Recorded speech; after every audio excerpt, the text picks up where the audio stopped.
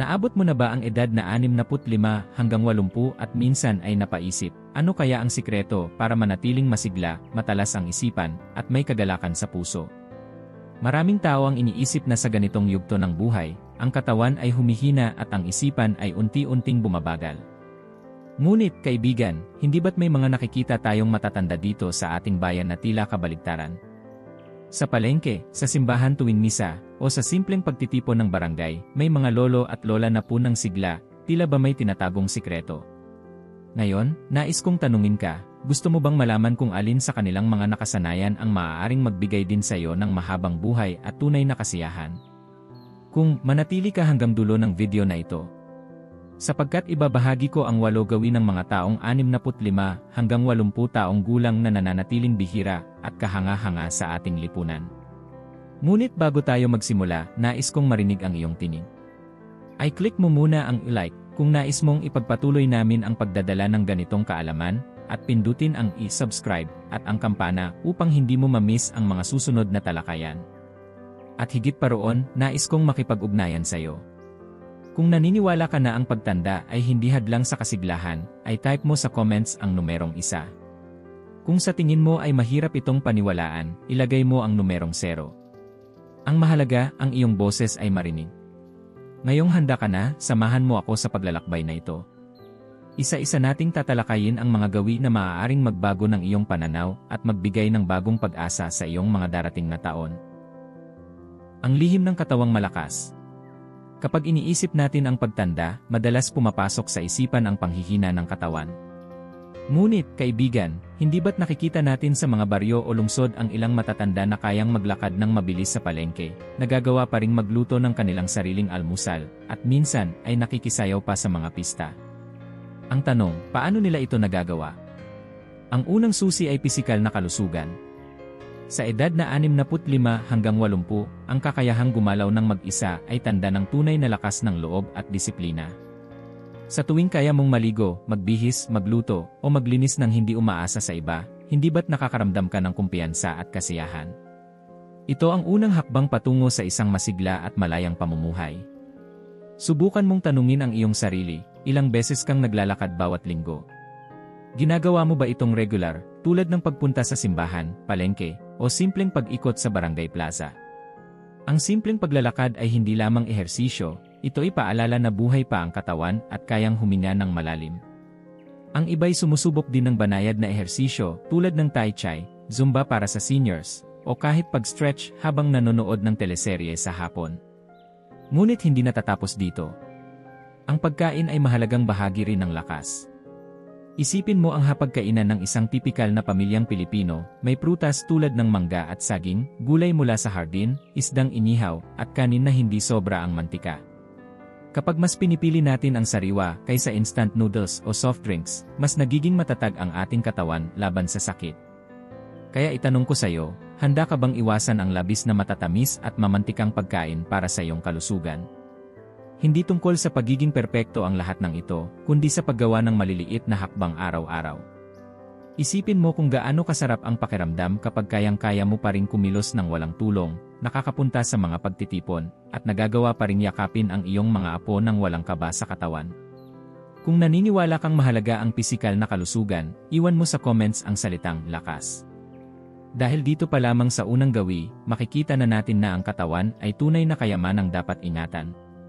At sa susunod, tatalakayin natin ang isa pang mahalagang aspeto ng pagiging matibay, ang katalinuhan ng isipan. Huwag kang bibitaw. Ang talas ng isipan. Kapag tumatanda tayo, madalas ang atensyon ay nasa katawan, kung kaya pa bang gumalaw, kung may sakit ba sa tuhod, o kung madali nang mapagod. Pero, kaibigan, hindi ba mas mahalaga rin na manatiling malinaw ang isipan? Ano ang silbi ng malakas na katawan kung mabilis namang nakakalimot o hirap na sa simpleng pagdedesisyon? Narito ang susi, panatilihing aktibo ang utak. Isipin mo ang mga matatanda sa barangay na mahilig pa ring magbasa ng dyaryo tuwing umaga, nagsasagot ng crossword sa likod ng tabloid, o nakikipagkwentuhan tungkol sa politika o kasaysayan ng bansa. Ang mga ganitong gawain, simple man, ay parang ehersisyo para sa utak. Ikaw, ginagawa mo pa ba ito? Hindi rin dapat mawala ang pagiging mausisa. Ang ilan, kahit nasa edad 70 na, natututo pang gumamit ng cellphone para makausap ang apo sa ibang bansa o sumasali sa online mass at prayer groups. May iba pang sinusubukang matuto ng bagong bagay, gaya ng paggawa ng sariling gulay na tanim sa likod bahay o pag-aaral ng simpleng Ingles para makaintindi ng bagong palabas sari. Hindi ba't nakakatuwang isipin na kahit may edad na, pwede pa ring matuto? Kapag may problema, mapapansin mo ba ang pagkakaiba ng mga taong tumatanda na may malinaw na isip? Hindi agad sumusuko. Halimbawa, kapag nasira ang gripo, hahanap sila ng paraan, tatawag ng kapitbahay, mag-iisip ng pansamantalang solusyon, o kahit magtatanong sa mga anak kung paano ayusin. Ito ang tinatawag na malikhain at maparaan na pag-isip. Ngayon, kaibigan, gusto kong itanong sa'yo, anong huli mong ginawa na nagpatalas sa iyong utak? Nagbasa ka ba ng libro? Nakinig sa kwento ng iyong apo at nag-isip ng payo? O baka naman sinubukan mong tandaan ang reseta ng doktor nang hindi isinulat?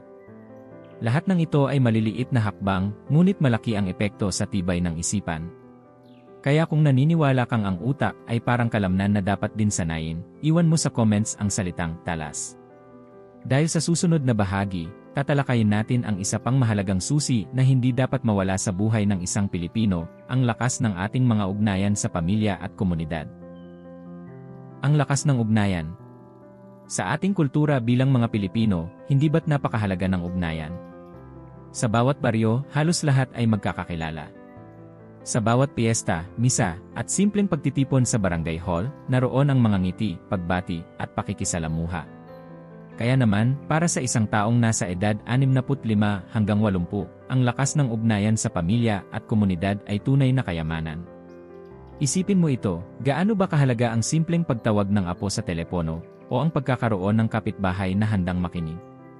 Hindi ba't napakalaking ginhawa kapag may nakakausap ka tungkol sa mga alaala ng nakaraan o sa mga simpleng issue ng barangay? Ang ganitong koneksyon ay hindi lamang pampalipas oras, kundi isang sandigan laban sa lungkot at pagkakahiwalay. Marami sa ating mga nakatatanda ang mas pinipiling aktibo sa lipunan. Ang ilan ay sumasali pa rin sa chore ng simbahan, naggo-volunteer tuwing may medical mission, o nakikilahok sa mga palaro tuwing pista. Sa bawat pagkakataon, nararamdaman nilang hindi sila nag-iisa, na may saysay ang kanilang presensya. Ikaw ba, kaibigan, may aktibidad ka pa bang sinasalihan sa inyong barangay o simbahan? Hindi rin mawawala ang pagbibigay pabalik sa komunidad. May mga lolo at lola na tumutulong sa pamamagitan ng pagbabantay ng apo habang ang mga magulang ay nasa trabaho o nagbibigay ng payo sa mas nakababatang kapitbahay. Sa ganitong paraan, naipapasa ang karunungan at karanasan, at napapalakas pa ang ugnayan ng bawat isa. Ngunit nais kong itanong, kailan ka huling nakipagkwentuhan ng mahaba sa isang kaibigan?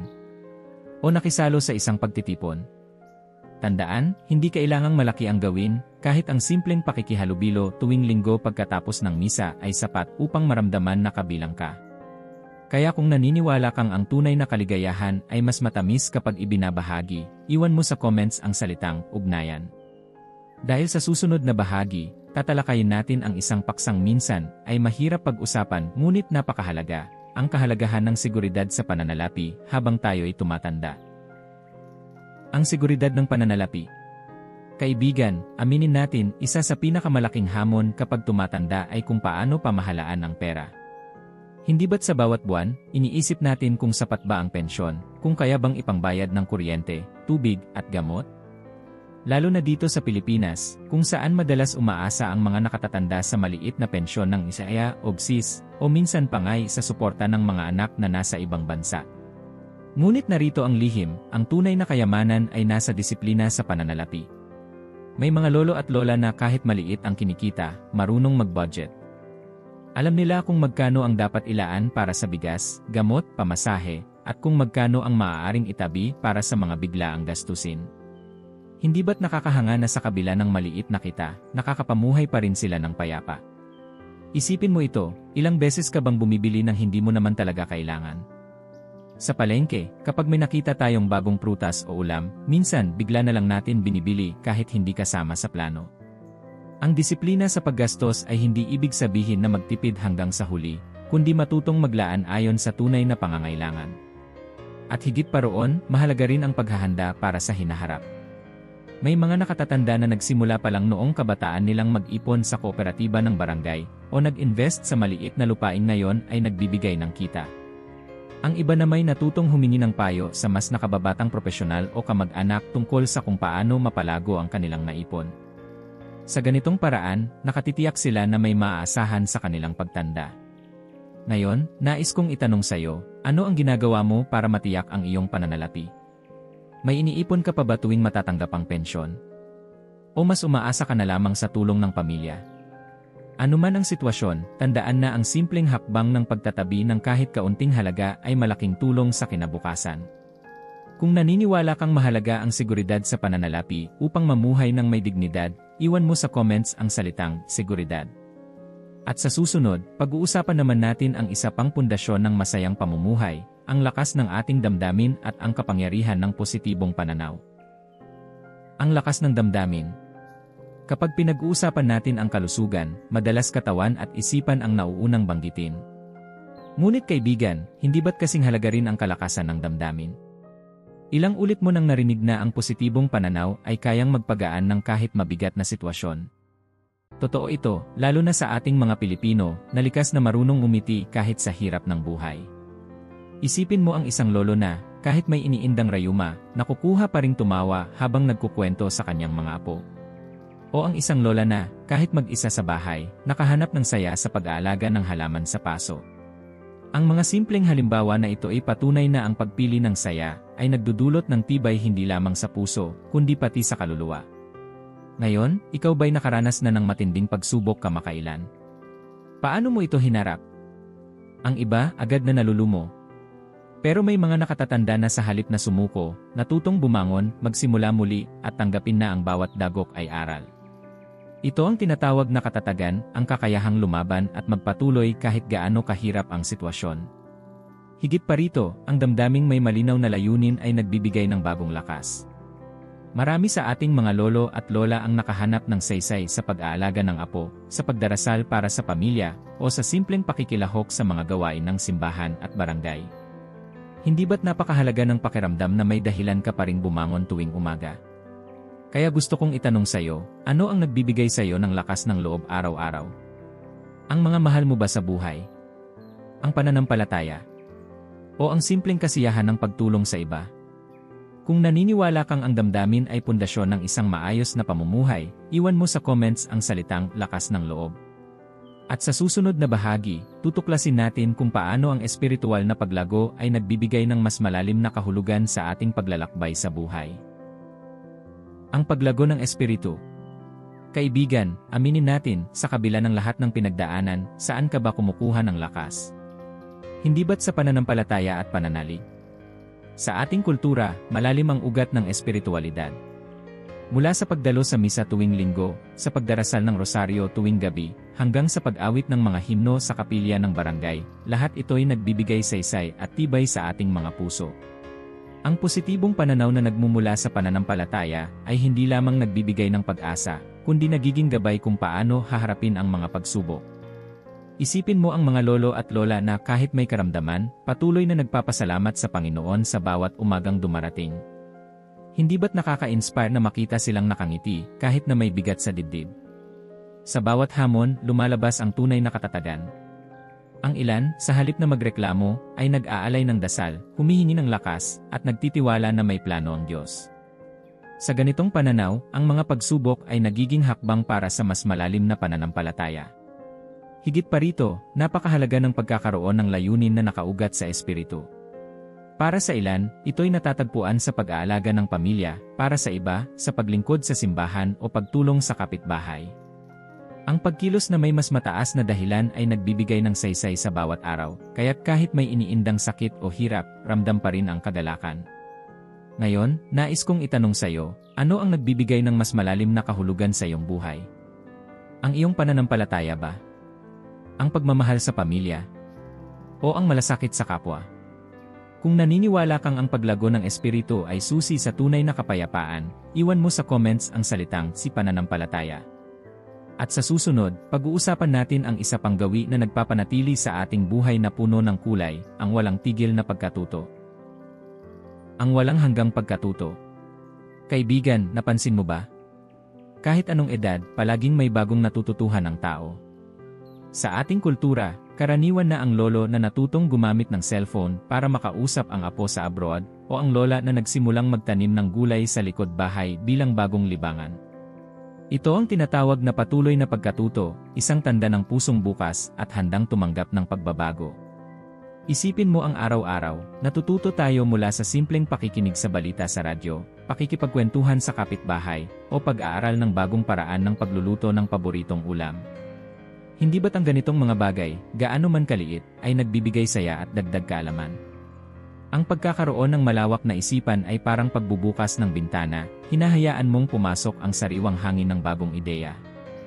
Marami sa ating mga nakatatanda ang nagsasabing, matanda na ako, hindi ko na kaya. Ngunit, kaibigan, hindi ba't bawat bagong natutunan, gaano man kaliit, ay nakakapagpalakas ng loob at nagbibigay saysay sa buhay? Sa panahon ngayon, kahit sa barangay library o sa simpleng pagtuturo ng mga apo, may pagkakataon tayong magpatuloy sa pag-aaral. Ang ilan, sumasali pa sa online na klase o prayer group, ang iba na may natututo ng bagong awit na ginagamit sa misa. Lahat ng ito ay nagbubukas ng pinto sa bagong karanasan at mas malalim na pag-unawa. Gusto kong itanong sa'yo, ano ang huli mong natutunan? Isang bagong resep ba? Isang dasal na itinuro ng iyong kapitbahay? O isang kwento mula sa apo na nagbigay sa'yo ng bagong pananaw? Tandaan, hindi kailanman huli ang matuto. Kung naniniwala kang ang patuloy na pagkatuto ay nagbibigay sigla sa ating mga taon, iwan mo sa comments ang salitang aral. Dahil sa susunod na bahagi, pag-uusapan natin ang isang bagay na kadalasan ay nakakaligtaan pero napakahalaga, ang kapangyarihan ng tawa at ng simpleng kasayahan. Ang kapangyarihan ng tawa. Kaibigan, isipin mo sandali, kailan ka huling tumawa ng malakas, iyong halos mahulog sa upuan sa sobrang saya? Hindi ba't napakagaan ng pakiramdam pagkatapos? Sa edad na 65 hanggang 80, ang tawa ay hindi lamang libangan, isa itong gamot na walang reseta. Tignan natin ang ating kultura, sa bawat piyesta, may palaro at biruan, sa bawat lamay, may nagkukwento ng biro para gumaan ang loob, at kahit sa palengke, maririnig mo ang mga tindera at mamimili na nagtatawanan. Ang simpleng halakhak ay nagbubuklod, nagbibigay saya, at nagtatanggal ng bigat ng araw-araw. Alam mo ba na ang mga taong marunong tumawa ay mas kayang harapin ang problema? Kapag may sakit o pagsubok, ang ilan ay naghahanap ng dahilan para ngumiti, nanonood ng pelikulang komedya, nakikipagbiruan sa mga apo, o nag-aalala ng kaunti dahil alam nilang may kasama silang tatawa sa kanila. Sa ganitong paraan, ang tawa ay nagiging sandata laban sa lungkot at takot. Ngayon, itanong mo sa sarili mo, madalas ka pa bang ngumiti? O mas pinipili mong magkulong sa bahay, nag-iisip ng mabibigat na bagay? Tandaan, ang tawa ay hindi lang para sa kabataan. Ang halakhak ng isang lolo o lola ay may kakaibang lakas, ito ay parang musika na nagpapagaan ng loob ng lahat ng nakakarinig. Dagdag pa rito, ang pagiging magaan ng loob ay susi para magkaroon ng masayang kapaligiran. Hindi lahat kailangang seryosohin, minsan, mas mainam na tawanan ang maliit na pagkakamali kaysa magalit. At hindi ba mas masarap makasama ang taong marunong tumawa kaysa laging mabigat ang mukha? Kaya kaibigan, kung naniniwala kang ang tawa ay kayamanang hindi kumukupas, iwan mo sa comments ang salitang ngiti. At bago tayo magtapos, samahan mo ako sa huling bahagi kung saan pagsasama-samahin natin ang lahat ng 8 gawi at alamin kung paano sila nagiging gabay sa isang masigla at makahulugang pagtanda. Ang 8 hiyas ng buhay. Kaibigan, ngayong narinig mo na ang lahat ng 8 gawi, ano ang pumukaw ng iyong damdamin? Balikan natin sandali. Kalusugan ng katawan ang kakayahang kumilos ng malaya. Talas ng isipan ang kasanayang manatiling malinaw at malikhain. Ugnayan sa lipunan ang lakas ng pamilya at komunidad. Seguridad sa pananalapi ang disiplina sa pera at paghahanda para sa bukas. Lakas ng damdamin ang tibay ng loob at positibong pananaw. Paglago ng espiritu ang pananampalatayang nagbibigay saysay sa buhay. Patuloy na pagkatuto ang pagiging bukas sa bagong kaalaman. Kapangyarihan ng tawa ang halakhak na nagpapagaan ng lahat ng pasanin. Hindi ba't sa ating kulturang Pilipino, lahat ng ito ay nakikita sa araw-araw? Sa palengke, simbahan, barangay plaza, o kahit sa simpleng hapagkainan kasama ang pamilya. Ang mga gawin na ito ay hindi lihim, ngunit madalas nakakalimutan. Ang tunay na tanong, handa ka bang isabuhay ang mga ito upang maging bihira at kahanga-hangang hiyas sa iyong pamilya at komunidad? Ngayon, kaibigan, nais kong hamunin ka, alin sa 8 gawi ang sisimulan mong unahin bukas? Alin ang pinaka-nakikita mong kailangan sa iyong buhay ngayon? Ibahagi mo sa comments dahil ang iyong kwento ay maaaring magbigay inspirasyon din sa iba. Kung naramdaman mong mahalaga ang mga aral na ito, huwag kalimutang i-like ang video, mag-subscribe, at pindutin ang kampana. Sa ganitong paraan, maipagpapatuloy natin ang pagkalat ng mga kaalamang makatutulong sa lahat ng nakatatanda na nagnanais ng mas mahaba, mas masaya, at mas makahulugang buhay. Tandaan, hindi kailanman huli ang maging masigla, matatag, at masaya. Sa bawat araw na dumarating, may pagkakataong magpasya na maging pinakamabuting bersyon ng iyong sarili. At sa 8 gawi na ito, hawak mo na ang gabay tungo sa isang buhay na puno ng liwanag at pag-asa.